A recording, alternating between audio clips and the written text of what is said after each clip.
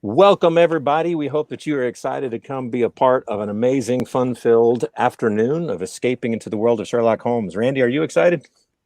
I am super excited to be gathered remotely with my theater peeps from Live Oak Theater to bring a production to our fans. I know it's been an absolutely crazy time and feeling like we can't get together and enjoy, the theater, which is where we all like to go to blow off a little steam and escape a little bit. And so I'm incredibly excited to bring theater into everybody's home. And I know as we've talked, you are as well. And people are jumping in. We're seeing a lot of you out there, seeing y'all coming all in. So we say absolutely welcome to our very first radio drama. It's kind of a milestone, Randy, I think. I think so too. A whole new media. Whole new media. And hey, as you guys are listening along and you're excited, if you love it, give us thumbs up, give us some shares, give us some comments in the chat. If it's really great feedback, we're talking about maybe doing this every once in a while, bringing some various radio shows and scripts in, and yeah, I think it could be a lot of fun.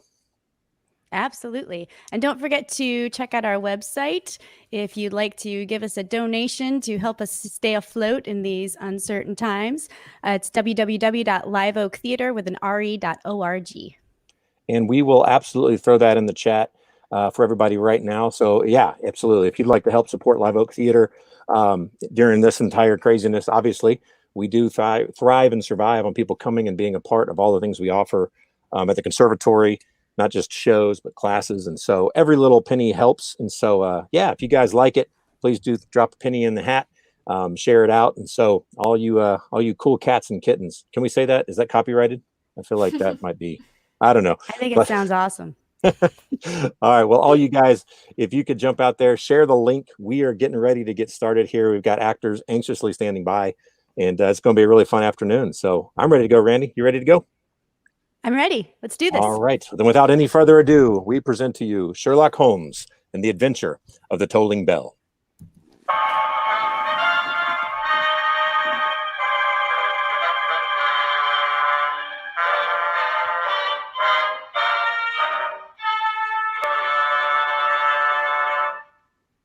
Carol and Frank Morsani, along with Oak Hill Hospital and Just In Case Auto, presents a reproduction of the New Adventures of Sherlock Holmes by Live Oak Theater, starring Kyle Mara as Dr. Watson and Chris Rees as Sherlock Holmes. This radio show was originally broadcasted on April 7th, 1947.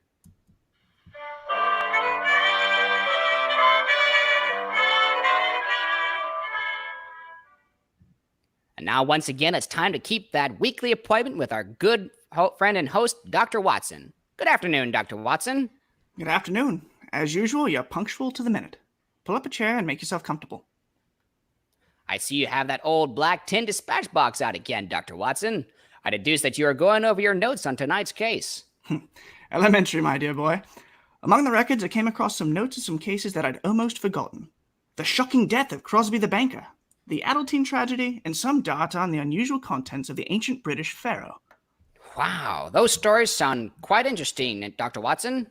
And I shall tell them to you some other time, Mr. Bell. Tonight I'm going to recount an adventure that took place in the heart of the beautiful English countryside. I call it The Adventure of the Tolling Bell. Well, that story began in a small country village of Conforth. Holmes had recently brought to a successful conclusion the affair of the Barrow and Furnace wheelchair murders, and we decided a few days' rest in the nearby Conforth would do us good before returning to our arduous life on Baker Street. We were staying in a small but comfortable inn, and it was only on the third day I remember Holmes and I were in our bedroom waiting for those two essentials, without which an English country gentleman could not start his day: an early morning cup of tea and a jug of hot water for shaving. As we sat there by the open window, a nearby church bell was tolling a funeral knell.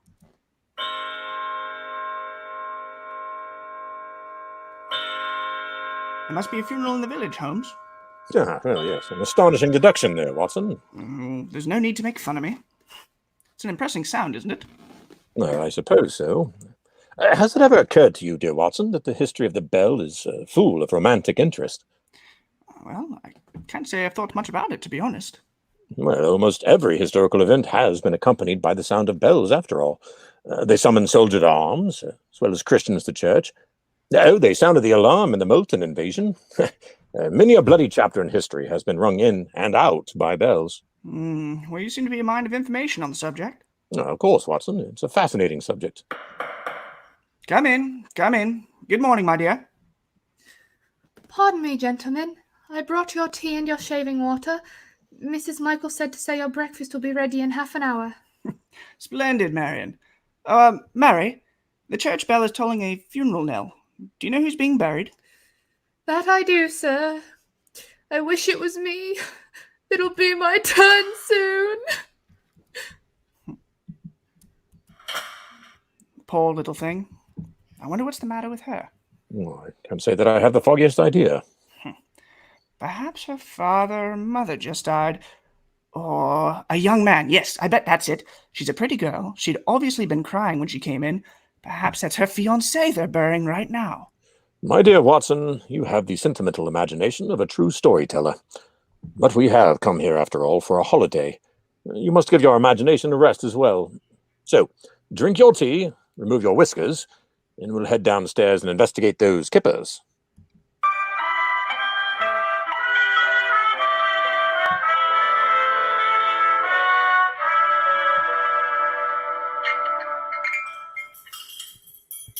You like your kippers, gentlemen?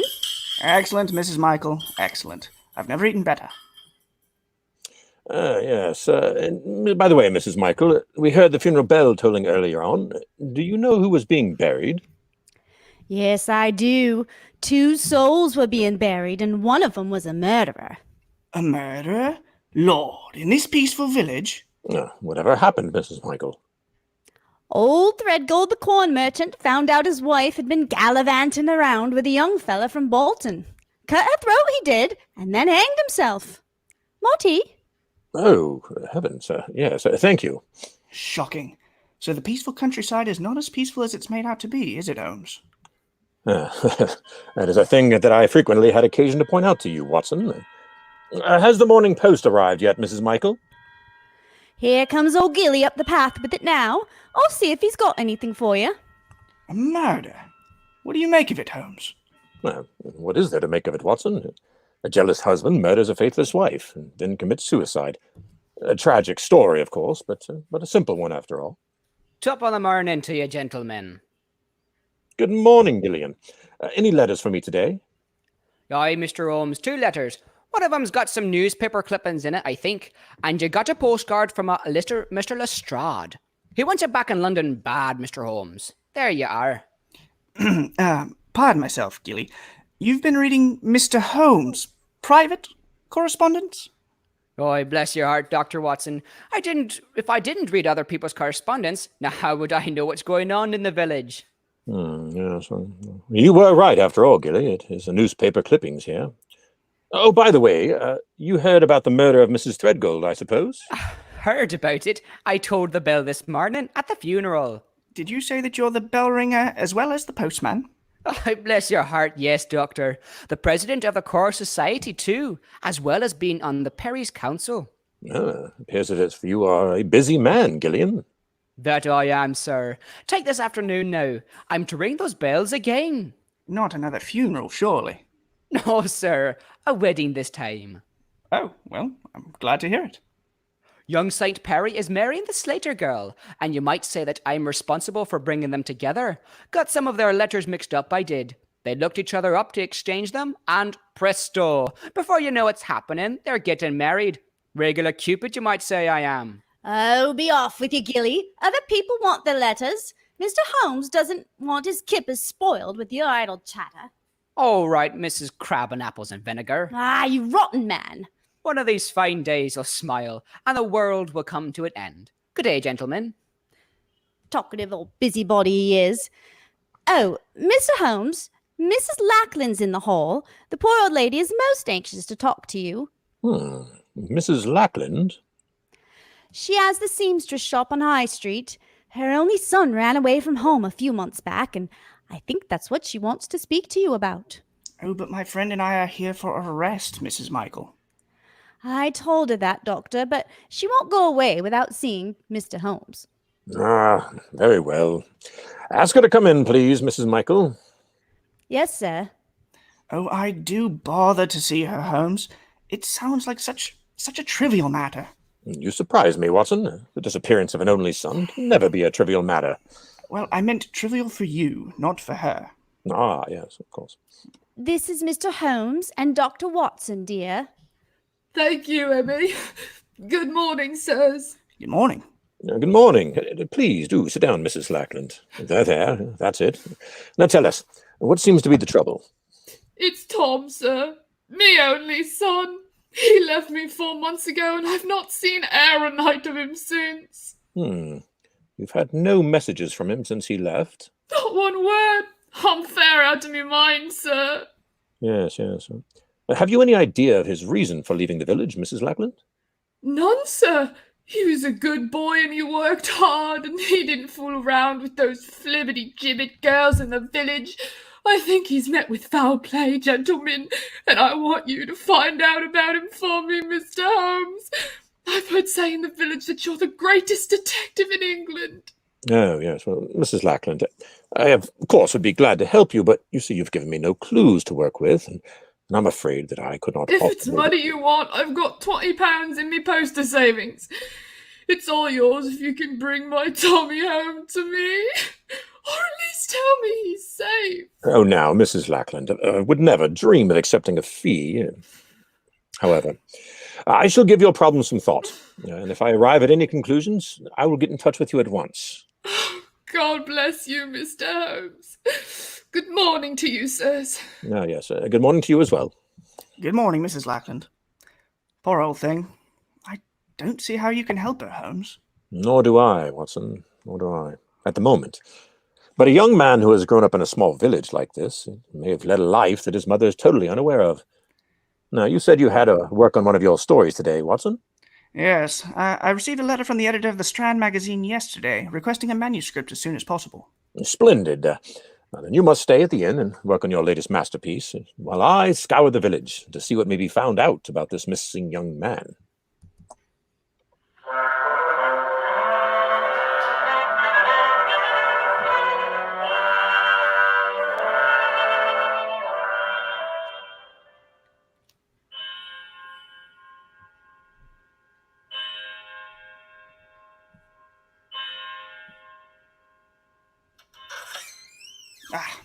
There you are, Holmes. I was beginning to think you'd gotten lost. Ah, hello, Watson. I trust you had a profitable session with pen and paper? I got about half a chapter, but I would have gotten more done had it not been for those infernal bells. Yes. Well, the wedding ceremony that worthy Gillian told us about this morning. Oh, but I am tired. Ugh. What did you find out about Mrs. Lackland's son? Ah, yes. Well, among other things, that he had a secret love life totally unknown to his mother. Oh, and the object of his affection was none other than the maid who brought our tea this morning. Mary? Did you talk to her? Yes, the very same. No, it's her half day off, and I was unable to find her. But I shall question her when she brings our tea tomorrow morning.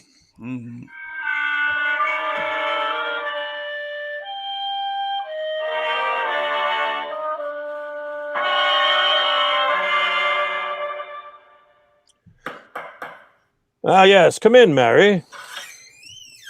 Oh, Mrs. Michael. Good morning, gentlemen.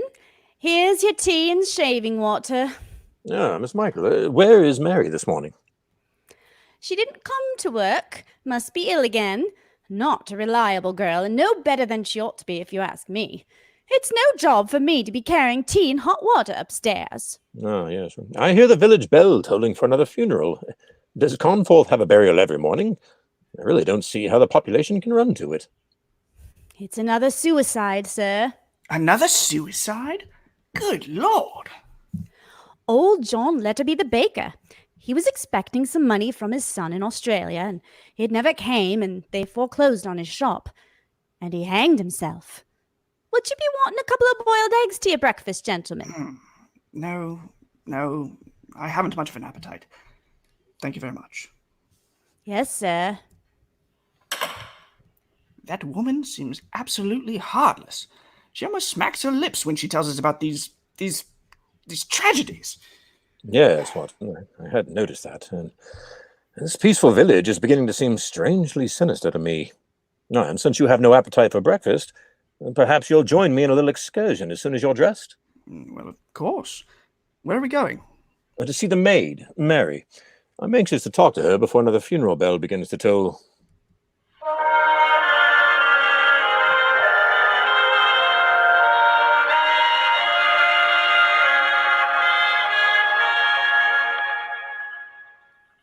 This reproduction of The Adventures of the Tolling Bell is brought to you by Kessel Tech for all of your enterprises and personal technology needs. Red Mile Appraisals, when you need to know the value of your property and call someone of value. Red Mile Appraisals. And Physical Therapy and Balance Centers. You can't afford to be off your feet, so we'll help you back on them. Physical Therapy and Balance Centers. And now, we return you to the harrowing tale of the Tolling Bell.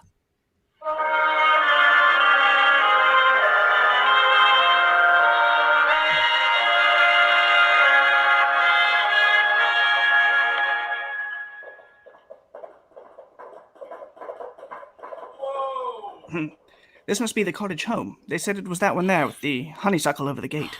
Yes, yes. Ah, there's Mary now, sitting on the porch. Oh, she's got up. She's coming up the path to meet us.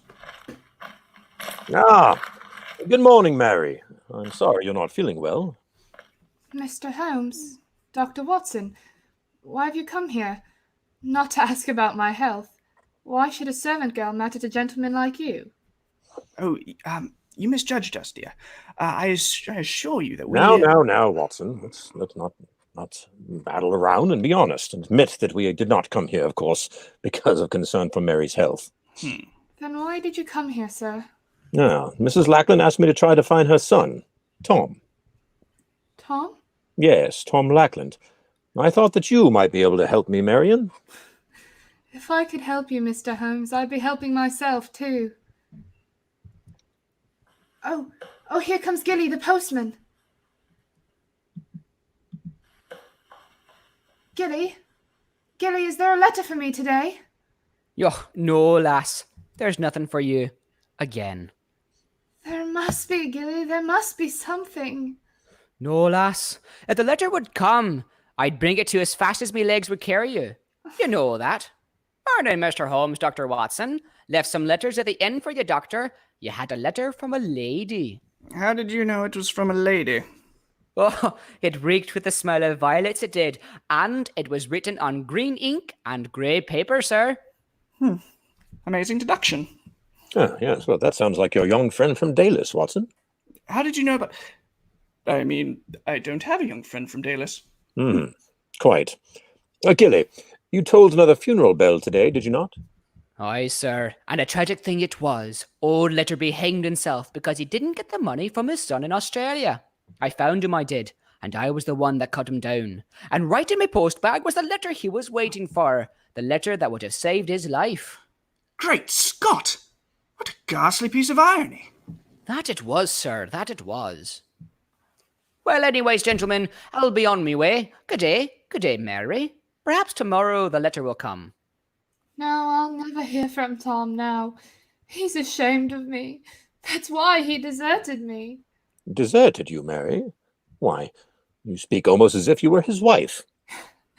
I am his wife. What? We were married secretly in Rockdale 5 months ago come Tuesday. And he never said a word to his mother? He was afraid to. She thought I was beneath him. Tom said he'd go away and get a job and then return here and fetch me back with him. He went away all right, but he never came back or sent me a word. Yes, well, when he left, Mary, did he give no clue as to his destination? No hints of any kind? Well, he did once say, Mary, I'm going to clear out of this puddle and make me fortune, even if I have to bury it. And then he said, bury me fortune. That's a joke, isn't it? I don't know what he meant by it. Ah, well, I think I do, Mary. Watson, we're to take a short train journey this afternoon as soon as possible. Oh? And where are we going, may I ask? Well, of course, we're going to the Bound of Bury in search of this young lady's husband. What makes you think Tom might be in Bury, Mr. Holmes? Well, of course, because the famous fortune cotton mills are in Bury. It would seem possible that when your husband joked of burying his fortune, he was talking of going to the mills there. Wherever he's gone, he won't be coming back for me. I know that. Now, don't talk like that, my dear. Remember, you have friends, Mrs. Lackland.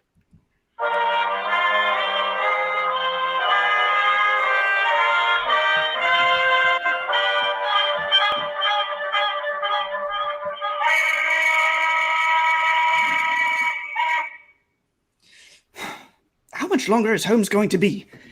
He leaves me standing outside the factory gate as if I was some blasted coachman. Ah, there he is. There you are, Holmes. What took you so long? Ah, yes. Hello, Watson. Yeah. Permit me to introduce you to Mr. Tom Lackland. Tom, this is Dr. Watson. How do you do, Dr. Watson? How do you do? Never mind how I do, young fella, but how do you do? Your behavior has been absolutely shocking. Shocking! Now, what are you blathering about? Leaving your dear old mother and deserting your pretty little bride because you're ashamed of her. You're a scoundrel, sir, and you deserve a good horsewhipping. And I have a good mind to give it to you. I don't know what you're talking about, Dr. Watson, but I do not like the words you use. And if it's violence you want, I don't mind telling you that I'm amateur heavyweight champion of the country. Oh, you are? Well, there's no need to become aggressive, I assure you of that. Yes. Let us waste time being acrimonious, Watson. Now, back to the train station as fast as possible. The return of the prodigal son is long overdue. We must give them every opportunity to kill the fatted calf.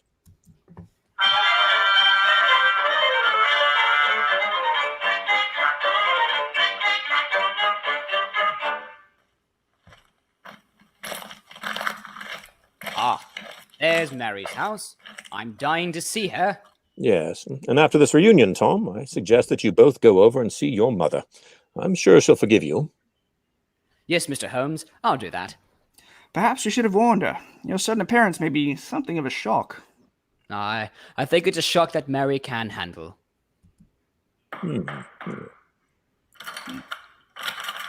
She must be out. The door's locked. Knock again if you don't mind. She may be asleep. Great heavens! That was it was a revolver shot! Yes, come along, Watson. Help me break in the door.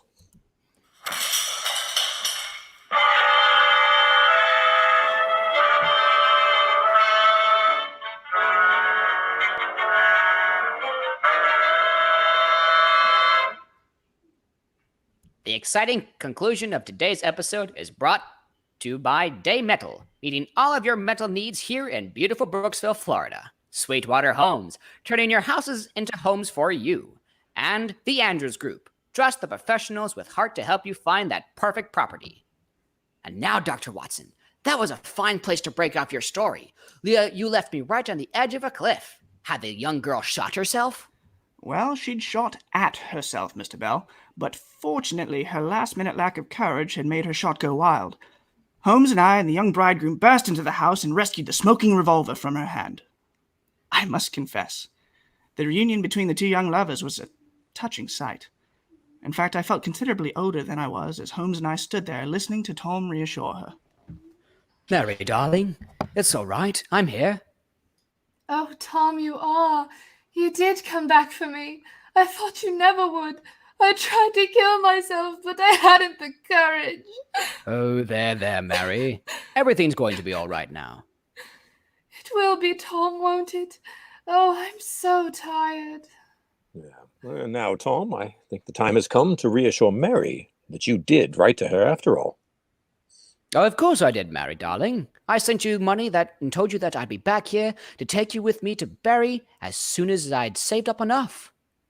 You wrote to me, Tom? No, twice a week, and I wrote Mother too. Then why didn't I get the letters? Yes, the answer to that should be obvious, my dear. Gilly the postman deliberately withheld them from you. Gilly? Great heavens! Why? Well, I have my suspicions, strong suspicions, but I must get proof.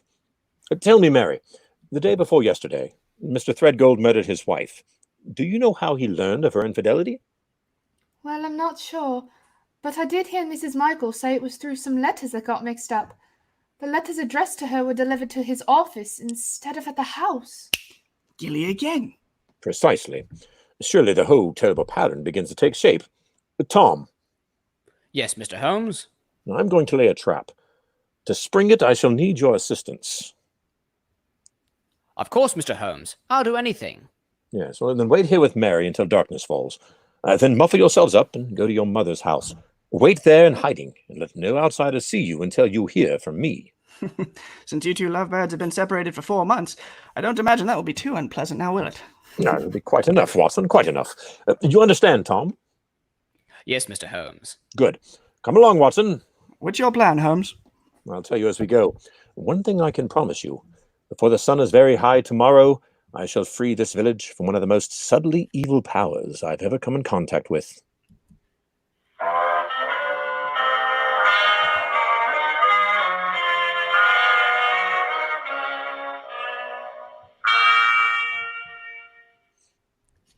Good morning, Dr. Watson, Mr. Holmes. Good morning, Mrs. Michael. Good morning. I always said that Mary was a no-good girl, and now she's killed herself. But of course, I had to come to her funeral. Well, that's very charitable of you, Mrs. Michael, I must say. In any case, the vicar says the poor girl was of unsound mind. Yes, madam, you cannot blame her, of course. Well, I'll be getting to the church. Holmes, this farce is beginning to get on my nerves. What are we accomplishing by burying an empty coffin? You'll soon see, old chap. You'll soon see. Come along. Let's slip into the vestry. This way.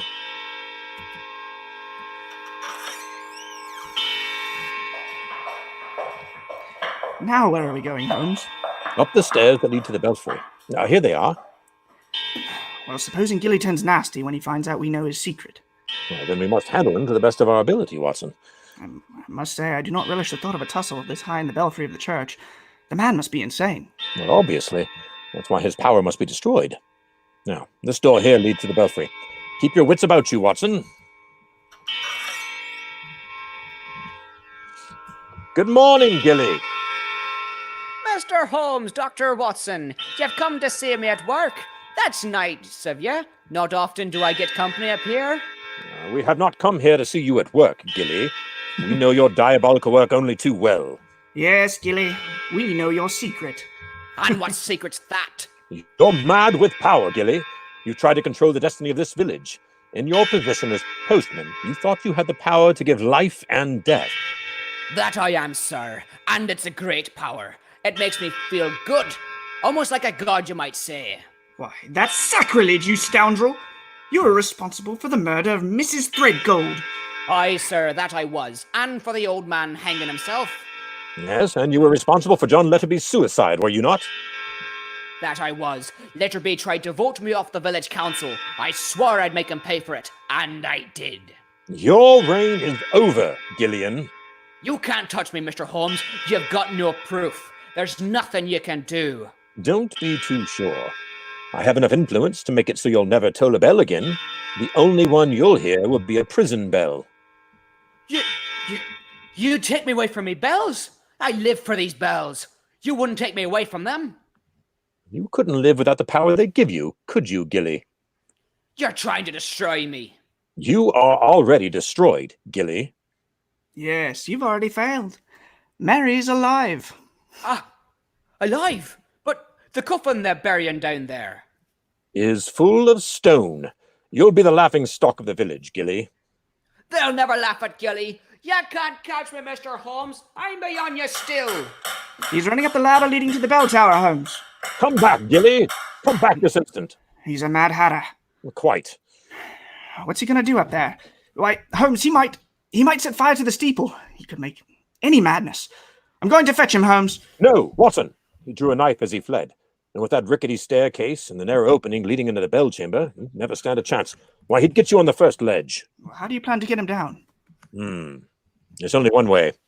He's in a tiny loft containing his beloved bells. We'll see how much he loves them at close quarters. I doubt if even he can stand the noise in that confined space. Now, where's that bell rope? Come down, Gilly. Come down from there. Stop! Stop bringing me bell! Not until you come down, Gilly. Stop bringing them! I can't stand it! You'll make me mad! You're already mad, Gilly.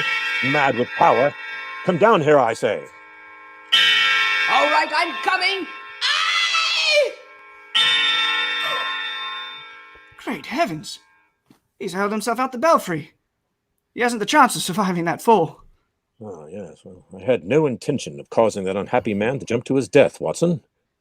though I can't help but feel that his poor, demented mind may find a happier oblivion this way, rather than in the confines of an asylum. Yes, you're probably right. This has been a shocking case, Watson. Absolutely shocking.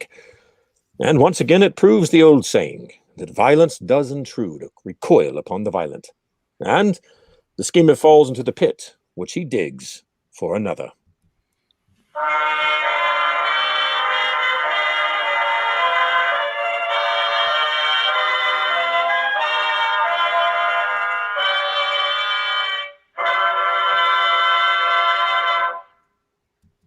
Now, Dr. Watson, that was quite a tale. Indeed. As harrowing to live through as it is to hear about, I assure you.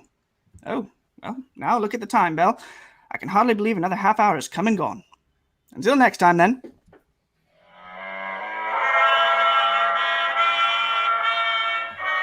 Tonight's Sherlock Holmes adventure was suggested by an incident in Sir Arthur Conan Doyle's story, The Golden Pince Nez. This reproduction of Sherlock Holmes series is produced by Live Oak Theater, and this is Joseph Bell speaking for Carol and Frank Morsani, along with the Oak Hill Hospital and Just In Case Audio saying good night, and we'll meet again soon.